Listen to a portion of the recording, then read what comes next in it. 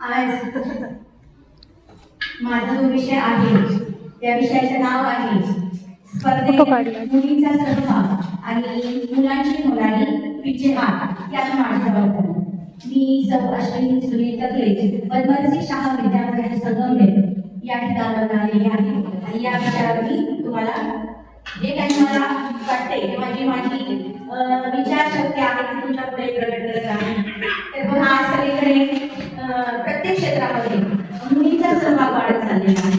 शिक्षण क्षेत्र असो, कला क्षेत्र असो, खेळ असो, प्रत्येक क्षेत्रामध्ये मुली आहेत. मुली जमतायत, मेहनत करतायत. परंतु मुलांची जी संख्या आहे ती आपल्याला भेटताना दिसते. मुलांची संख्या कमी होताना दिसते. असं नाही की मुलं फारच म्हणजे भागच घेत नाही, घेत आहेत पण त्यांची संख्या कमी होत चालली. याचं कारण काय? तर मुलांच्या मोबाईलवर असणारा फोकस, त्यानंतर मुलांचा सोशल मीडियावर असणारा सहभाग, त्यानंतर जे संगत आहे म्हणजे मुलांची जी संगत असते किंवा त्यांचा जो मित्रगट असतो तो आणि आजूबाजूची परिस्थिती या सगळ्यांमुळे आणि थोडक्यामध्ये मुलांचा आत्मविश्वास कमी होत चाललेला आहे. मुली इतक्या पुढे जात आहेत आणि आमचं मागं राहतोय असं त्यांना थोडा आत्मविश्वास कमी होत चाललाय की काय असं मला वाटतं. आणि मग मी शिक्षक म्हणून माझी काय जबाबदारी आहे ते मी तुम्हाला सांगू इच्छिते. तर पहिलं म्हणजे मी स्पर्धा म्हणजे जिंकणं असं मला म्हणायचं. तर स्पर्धा म्हणजे काय? शिकणं. स्पर्धा जिंकण्यासाठी नसते, स्पर्धा शिकण्यासाठी असते.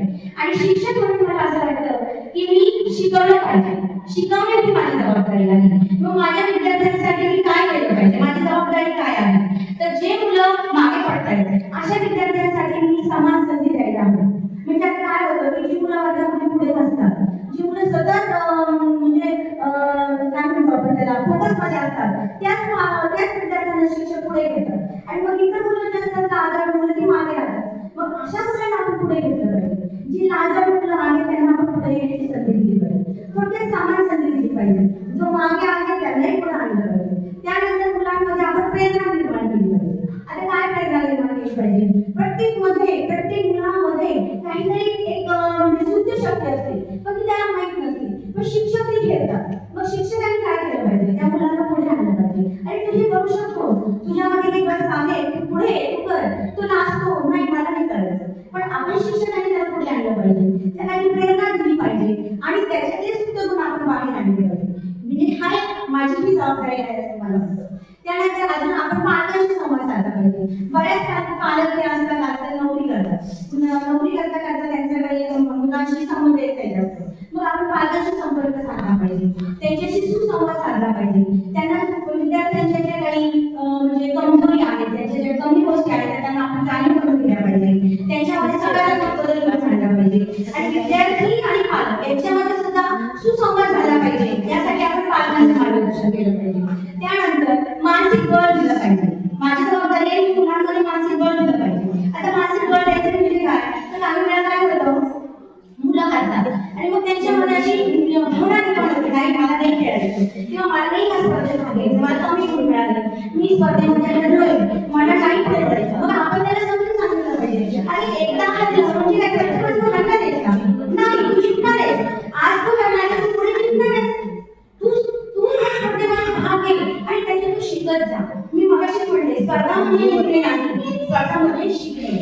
आणि मग ते शिकत तो जेव्हा त्याला कळेल की नाही माझ्याकडे चुका झाल्या, आता मी पुढच्या वर्षात दुरुस्त करणार आहे आणि मग त्याच्यामध्ये आत्मविश्वास वाढेल आणि त्या आत्मविश्वासाने तो आणखी पुढे जाण्याचा प्रयत्न करेल. म्हणजे एक प्रकारे त्या मुलामध्ये काय निर्माण होईल, मानसिक बळ येईल. हे मानसिक बळ द्यायचं काम मी करणार आहे कारण मी शिक्षक आहे, माझं कर्तव्य मी पार पाडणार आहे.